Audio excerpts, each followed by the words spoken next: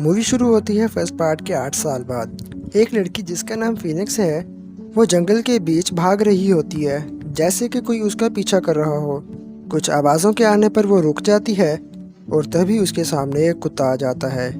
Phoenix भागती भागती एक फेंस के ऊपर से गुजरकर दूसरी तरफ चले जाती है। वहाँ एक गाड़ी में उसको गन दिखाई देती है जिसको वो उठा लेती है और तभी कोई उसको पीछे से आकर पकड़ के लेता है और उससे गन छीन लेता है और कहता है कि तुम फेल हो गई हो। वो आदमी नॉर्मन है जो कि एक अंधा आदमी है और वो लड़की नॉर्मन की बेटी फीनिक्स होती है। नॉर्मन उससे एक सर्वाइवल टेस्ट ले रहा था जिसमें फीनिक्स हार चुकी थी और वो कुत्ता भी नॉर्मन का ही था जिसका नाम शैडो है। घर जाने पर फीनिक्स नॉर्मन के बाल काट रही होती है, तभी वहाँ हर्नांडस आ जाती है जो कि नॉर्मन और आउटसाइड वर्ल्ड के दरमियान वाहिद एक कनेक्शन है। वो उसी के ज़रिए चीज़ें मंगवाता है और अपने काम वगैरह करवाता है। फीनिक्स नॉर्मन की अपनी बेटी नहीं थी, बल्कि एक घर में आग लग जाने की वजह से वो ऑर्फन हो गई थी, जो नॉर्मन को सड़क के बीच गिरी हुई मिली थी, जिसको नॉर्मन अपने साथ घर ले आया था और बिल्कुल अपनी बेटी की तरह पालता है। फिनस के हेयर्स में एक वाइट कलर का पोर्शन है जिसकी रीज़न नॉर्मन ने ये बताई थी कि घर में आग लग जाने की वजह से उसके बाल ऐसे हो गए थे और उसी आग की वजह से उसकी मॉम की डेथ हो गई थी और फिनस को खो देने के डर से वो उसको कहीं जाने नहीं देता। हर्नांडस कहती है कि अगर वो फिनस को ऐसे रखेगा तो एक दिन वो खुद भाग जाएगी, जिसको सुनकर सनसेट से पहले वापस आने का कहकर नॉर्मन फिनस को हर्नांडस के साथ जाने देता है। रास्ते में फीनस एक सॉन्ग आती है और हर्नांडस के पूछने पर बताती है कि उसको ये सॉन्ग इतना ही आता है, हो सकता है ये सॉन्ग उसको छोटे होते उसकी मॉम सुनाती हो। ये सुनकर हर्नांडस कहती है कि वो उसको आज उसकी मॉम से मिलवाएगी और फिर वो दोनों उसी जले हुए घर में जाते हैं जहाँ उसके पेरेंट्स पहले रहा करते थे। यहाँ फीनस अपनी मॉम के लिए एक फ्लावर रख आती है, तभी उसको सामने से एक आवाज़ आती है जैसे वहाँ और कोई भी मौजूद हो, तो वो डर कर वहाँ से बाहर भाग जाती है। टाउन जाकर हर्नांडस उसको एक प्लेग्राउंड में छोड़ देती है, जहाँ जाकर फिनस खेलना तो चाहती थी लेकिन वहाँ उसका कोई दोस्त ही नहीं था, जिस पर वो थोड़ा दुखी हो जाती है। फिर हर्नांडस उसको प्लेग्राउंड से पिक करती है।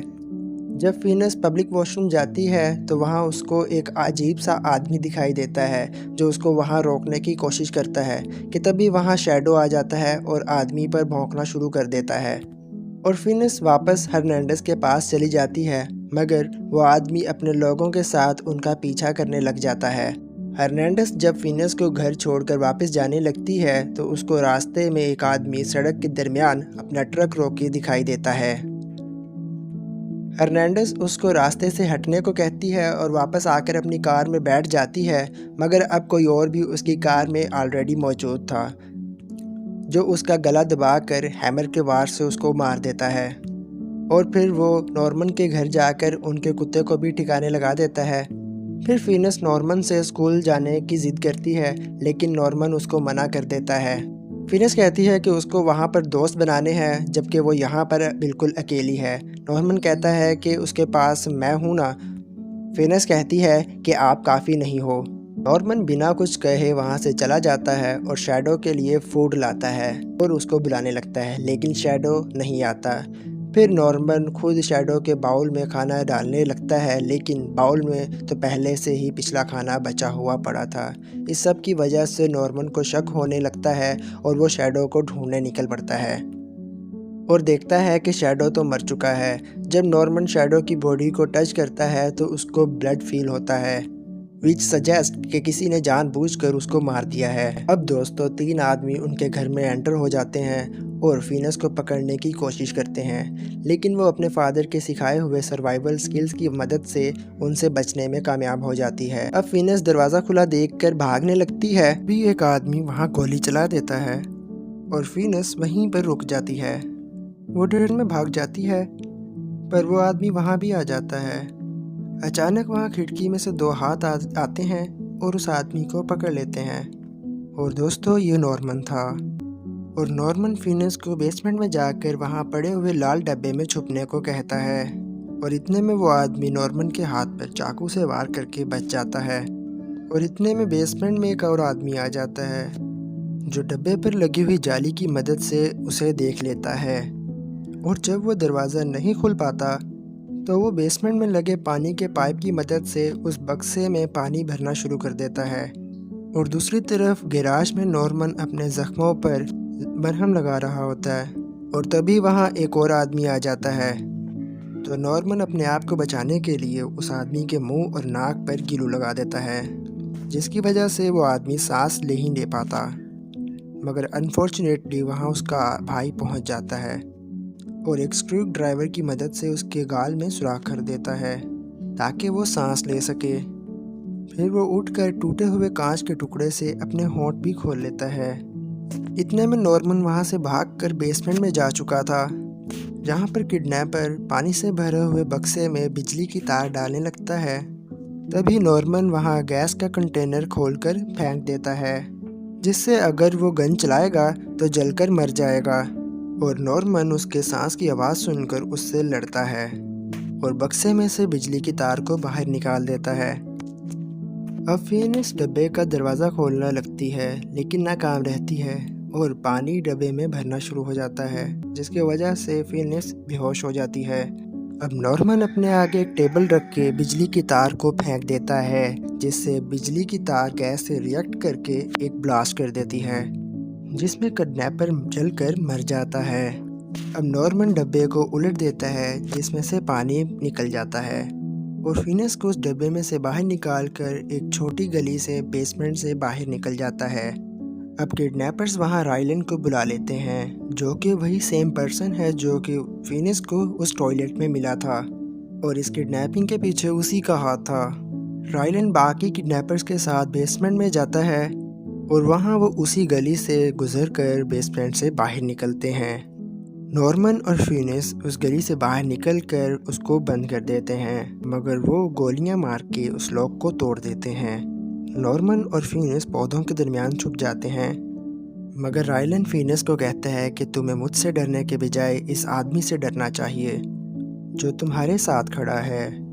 वो कहता है कि मैं ये तो नहीं कह सकता कि ये कौन है, मगर ये ज़रूर बता सकता हूँ कि ये कौन नहीं है। ये सुनकर नॉर्मन बाहर आ जाता है और आदमी के वार से नॉर्मन बेहोश हो जाता है। तब रायलन फिनिक्स को बताता है कि वो उसका असल डैड है और वो फिनिक्स को अपने बालों में भी वैसा ही वाइट पोर्शन दिखाता है जैसा कि फिनिक्स के बालों में था। और वो उसको बताता है कि पता नहीं कैसे उनके घर में आग लग गई थी और कैसे इस आदमी ने इसे किडनैप कर लिया। रायलन किडनैपर से कहता है कि वो नॉर्मन को मार दें, मगर जब वो उसको उठाने लगते हैं तो नॉर्मन वहाँ से भाग जाता है।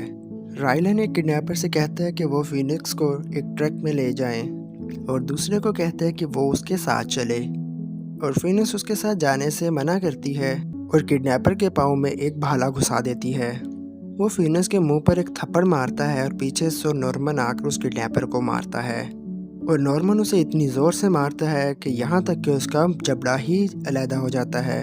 फिनिक्स डर से चीखती है, मगर नॉर्मन कुछ भी सुने बगैर उसे घर में ले जाता है और उसे एटिक में जाने का कहता है, मगर फिनिक्स नहीं जाती। इतने में रायलन एक डॉग को उनके पीछे भेज देता है और फिनिक्स खुद को कमरे में भागकर लॉक कर लेती है, और जबकि नॉर्मन डॉग से बचने के लिए एटिक में चला जाता है और फिनिक्स खिड़की से भाग जाती है और वहाँ रायलन के एक आदमी उसे बेहोश करके ट्रक में बिठा लेता है। नॉर्मन भी किसी तरह उस डॉग से बच जाता है, मगर यहाँ रायलन पूरे घर को आग लगा देता है। यहाँ नॉर्मन भागने लगता है, लेकिन उसको उसी कुत्ते की आवाज़ आती है। फिर वो उसको बचाने वापस चला जाता है और उस कुत्ते को बचा भी लेता है। अब डॉग उसके साथ दोस्ती कर लेता है, मगर नॉर्मन उसे वापस घर जाने का कहता है। अब वो कुत्ते के गले में एक बेल और एक स्ट्रैप डालकर रायलन के घर पहुंच जाता है। वहाँ फिनिक्स एक होटल में होती है, जहाँ रायलन फिनिक्स को बताता है कि उसका असल नाम टैरा है और उसको वापस जाने की भी ऑफ़र देता है। अब फिनिक्स वहाँ से जाने लगती है और तभी उसको उसी गाने की आवाज़ आती है जो उसकी मॉम उसको सुनाया करती थी। पीछे मुड़कर देखने पर उसको पता चलता है कि वो तो उसकी मॉम है, लेकिन अब वो व्हीलचेयर पर थी। वो फ़ौरन भागकर अपनी मॉम के गले लग जाती है, जो कि उसको एक रूम में जाकर उसको अपनी पुरानी पिक्चर्स दिखाती हैं। अब यहाँ मूवी में एक बहुत बड़ा ट्विस्ट आता है, जहाँ हमें पता चलता है कि फिनिक्स की मॉम जोसेफिन बहुत बीमार हैं और उनके ऑर्गन्स ख़राब हो चुके हैं और उनको फीनिक्स की ज़रूरत इसीलिए है कि ताकि उसका वो दिल ले सकें और वो हार्ट ट्रांसप्लांट करके वापस नॉर्मल हो जाएं और एक अच्छी लाइफ गुजार सकें। और उन्होंने ही ये सारा प्लान करके फीनिक्स को यहाँ बुलाया था। वो फीनिक्स को बेहोश करके बेड पर बांध देते हैं और डॉक्टर ना सेडेटिव होने की वजह से बिना बेहोश किए फीनिक्स का दिल निकालने की सोच रहा था। और तभी अचानक लाइट चली जाती है। रायलन के आदमी जब जाकर देखते हैं तो उन्हें वहाँ नॉर्मन मिलता है। सब उससे लड़ने लगते हैं और तभी नॉर्मन दिमाग का इस्तेमाल करते हुए पानी का पाइप फाड़ देता है ताकि उस पर चलते हुए सबकी आवाज़ वो सुन सके और वो किडनैपर्स की पोजीशन जान सके। और तभी नॉर्मन एक हैमर के वार से एक आदमी का सर फोड़ देता है। रायलन जान जाता है कि ब्लाइंड मैन अब वहाँ आ चुका है और वो सबको वहाँ से जाने का कहता है और वो खुद को फीनिक्स को डॉक्टर को जोसेफीन को ले जाने लगता है, लेकिन डॉक्टर जाने से इनकार कर देता है, जिस पर रायलन गुस्सा होते हुए डॉक्टर को मार देता है। अब नॉर्मन को पकड़ने के लिए काफ़ी ज़्यादा किडनैपर्स आ जाते हैं, लेकिन जैसे ही वो पानी में कदम रखते हैं तो नॉर्मन उन पर गोलियों की बौछार करके उन्हें मार देता है। अब एक किडनैपर अपनी जान बचाने के लिए नॉर्मन को बताता है कि वो किस तरह फीनिक्स को मार कर उसका हार्ट ट्रांसप्लांट करने वाले हैं और वो उन तक पहुंचने का शॉर्टकट नॉर्मन को बता देता है। अब नॉर्मन वहां पहुंचकर गैस का सिलेंडर वहां खोल देता है ताकि हर जगह गैस हो जाए, जिसमें किसी को कुछ नज़र नहीं आता। तभी रायलन को एक पर्ची नज़र आती है और वो गोलियां चला देता है और जब वो पास जाकर देखता है तो उसको पता चलता है कि उसने नॉर्मन को नहीं बल्कि जोसेफीन को मार दिया और फिर वो रोने लगता है। और तभी पीछे से नॉर्मन आकर उसको चाकू से स्टैब कर देता है। फिनिक्स चूँकि जोसेफीन के साथ हैंडकफ्ड थी, तो जैसे ही जोसेफीन की व्हीलचेयर आगे बढ़ने लगती है तो फिनिक्स उसे रोकने की कोशिश करती है, मगर रुक नहीं पाती और अब जोसेफीन की लाश उसके हाथ के साथ लटकने लगती है और फिनिक्स अपने साथ पड़ा चाकू उठाकर जोसेफीन के हाथ को काटकर खुद से अलग करती है। वहाँ नॉर्मन रायलन से कहता है कि तुम भी अब वही देखोगे जो मुझे नज़र आता है, और ये कहकर वो रायलन की आंखें फोड़ देता है और उसे मरने के लिए वहीं छोड़ देता है। और अब वो फिनिक्स के सामने कन्फेस करता है कि वो एक मर्डरर है और एक रेपिस्ट भी है। वो एक बाप बनने के काबिल नहीं है और उसको जाने को कहता है, मगर रायलन एक ढीठ विलन होने का सबूत देते हुए नॉर्मन को स्टैब कर देता है। और अब जब फिनिक्स को नॉर्मन से हमदर्दी हो रही थी, वो पीछे से आकर रायलन को मार देती है और वो नॉर्मन से कहती है कि मैं आपको बचा सकती हूँ, आप बस मेरे साथ रहें। मगर नॉर्मन कहता है कि तुमने पहले ही मुझे बचा लिया है, क्योंकि उसने नॉर्मन का सच जानने के बावजूद भी उसको बुरा नहीं माना और उसकी मदद करनी चाहिए। और तभी दोस्तों नॉर्मन वहाँ दम तोड़ देता है और फिनिक्स रोने लगती है। वहाँ से निकलकर फिनिक्स उसी शेल्टर होम में चली जाती है जहाँ उसने प्लेग्राउंड में जाते बच्चों को देखा था।